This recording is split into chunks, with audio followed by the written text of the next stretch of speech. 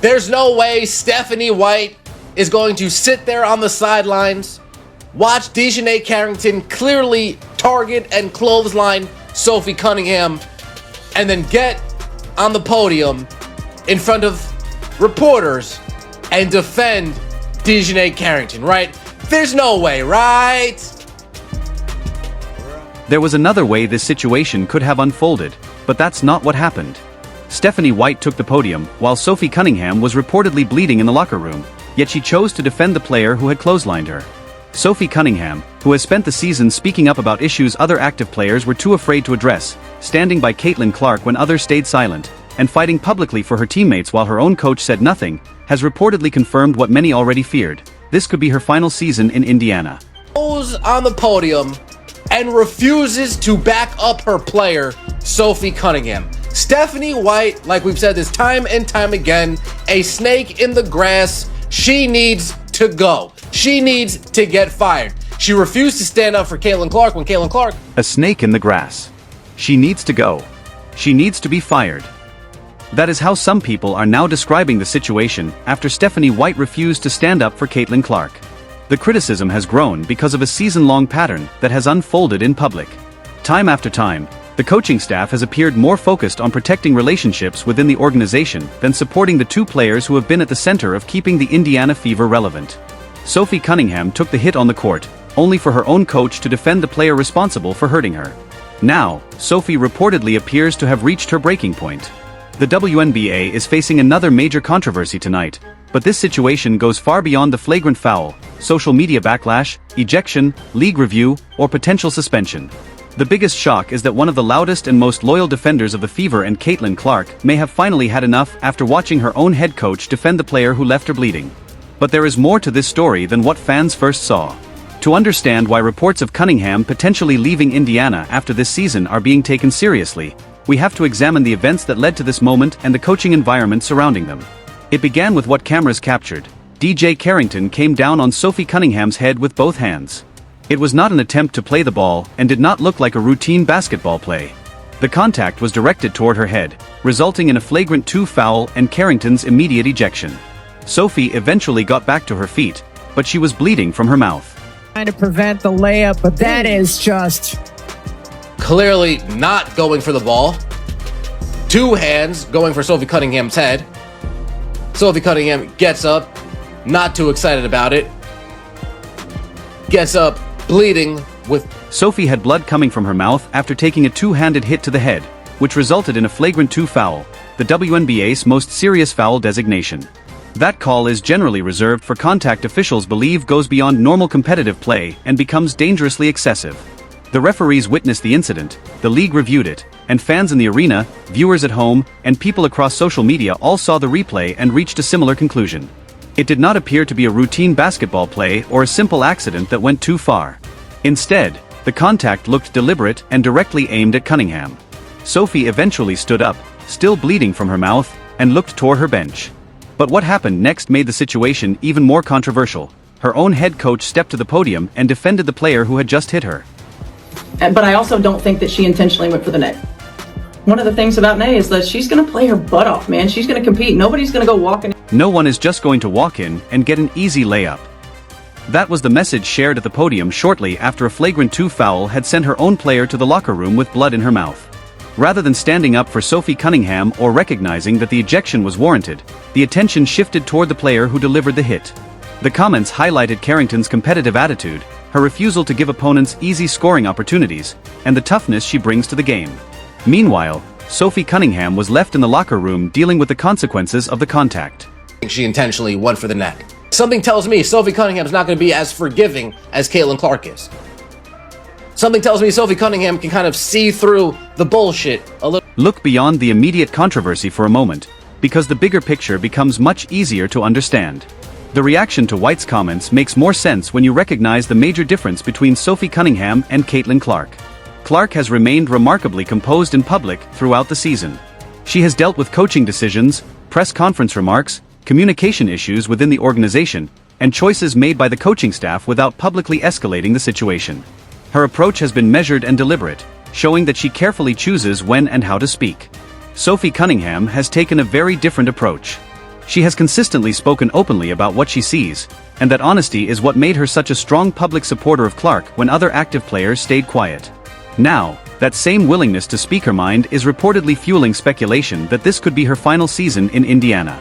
After watching how her head coach handled the situation at the podium, Cunningham may have reached the same conclusion she has been expressing about the organization's treatment of Clark all season. Those in charge may not always have their players' backs. And this latest controversy did not happen in isolation. White's handling of Cunningham's situation fits into a broader coaching pattern that has been noticeable throughout the season. That history goes back even further, including decisions made before White became the Fever's head coach. Her time in Connecticut and the choices she has made within the Fever organization this season are now being examined together. Yeah, rookie season. This was the coach that the first game of the year, DeJounte Carrington hip-checked Caitlin Clark in the middle of the game. This is the same coach that watched over Marina Mabrey body tackle Caitlin Clark into the seats. This is the same coach that defended Alyssa Thomas's fist and throat. This coach is They appear to be completely comfortable with that approach, and critics argue that it reflects a much broader attitude within the organization. This was not just one questionable statement during a press conference. Critics point to a pattern of incidents throughout the season in which the coaching staff allegedly failed to do enough to protect its players from dangerous contact. There was the eye poke involving Clark during her rookie season, the hip check in the opening game, the collision involving Tammy Fagbenley that sent Clark toward the seats, and Alyssa Thomas making contact near Clark's throat. In each case, critics viewed the coaching staff's response as inadequate. In certain situations, especially when White defended the players involved, her comments were interpreted as support rather than criticism of what happened. Sophie Cunningham had watched these incidents involving her teammate unfold and was also one of the few players willing to speak publicly when others stayed quiet. She openly addressed what she believed was jealousy within the league, resistance to Clark's arrival, and criticism from established figures in women's basketball.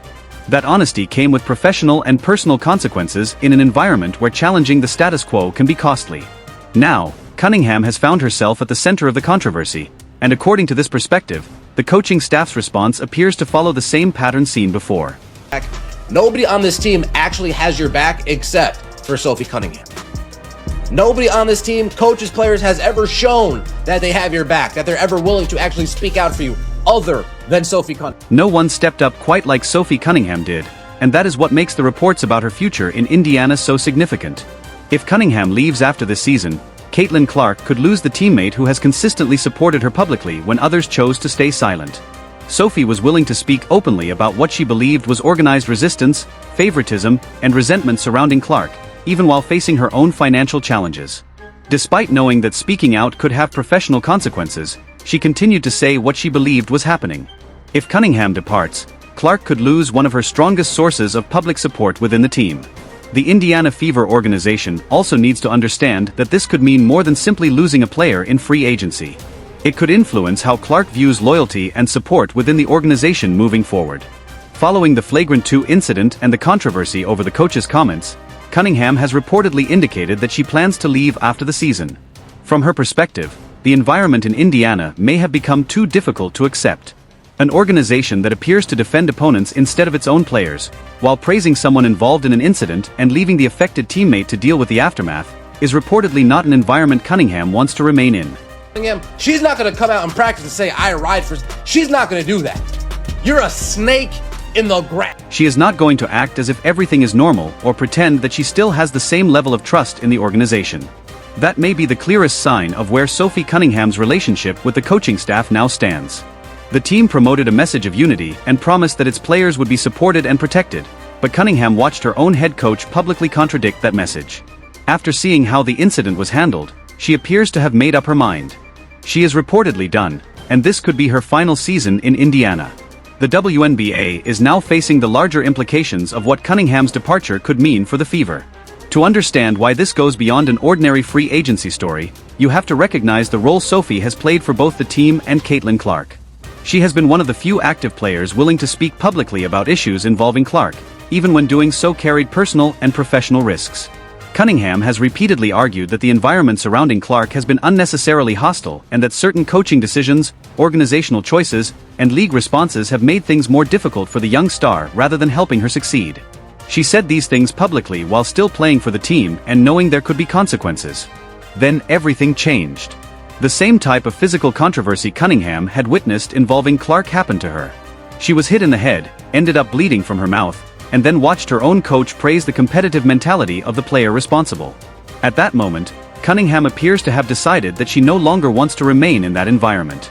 And the basketball world needs to understand just how significant that decision could be. To see you stick up for Sophie Cunningham. The one player in this league, the only player in this league that's ever stood up for you. She has been the one player in the league who consistently chose to stand beside you, and that is why Sophie Cunningham's reported departure could be so significant. The Indiana Fever now have to consider what Caitlin Clark's situation might look like without her. If Cunningham leaves, Clark would lose the teammate who was willing to speak publicly about what she believed Clark was experiencing within the organization, leaving her to manage her relationship with Stephanie White without that visible support. The locker room tension that has developed throughout the season, along with concerns surrounding certain coaching decisions and organizational choices, would no longer have Cunningham there to question or challenge them openly. She has been one of the strongest voices supporting Clark, and her absence could completely change the dynamic for the Fever front office. It could also affect how Clark views her own future with the organization.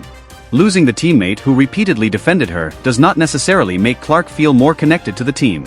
Instead, it could lead her to question how much support and loyalty she can truly expect moving forward. And Caitlin Clark got clothesline in the face. Do you think Sophie Cunningham would need to get a question addressed to her to speak out and defend Cece and set the record straight? That has been the level of support Sophie Cunningham has demonstrated throughout the season. While Caitlin Clark has kept a calm and composed public image, their different personalities and roles make their approaches understandable. Sophie speaks her mind openly, while Clark allows her performance on the court to speak for itself. Together, they have developed one of the most important relationships on the Indiana Fever roster, the outspoken teammate standing firmly behind the franchise star. If Sophie leaves, Clark loses that voice. The bigger question is what will replace that support inside the locker room? Who will fill the role of the teammate who consistently defended her in public? For now, the answer appears to be the same coaching staff that recently stood at the podium and defended the player involved in the incident that left Sophie bleeding. A word in Stephanie White's defense again. Never. She's sick. Must be fired. What a joke. For a coach so openly disregard her own player's safety is absolute insanity. She needs to be fired. This is not just an emotional reaction from random fans online. Well-known voices in sports media have also questioned the coaching staff's approach to protecting its players throughout the season, and many view the decision to defend Carrington at the podium as a major breaking point that cannot simply be explained away through public relations.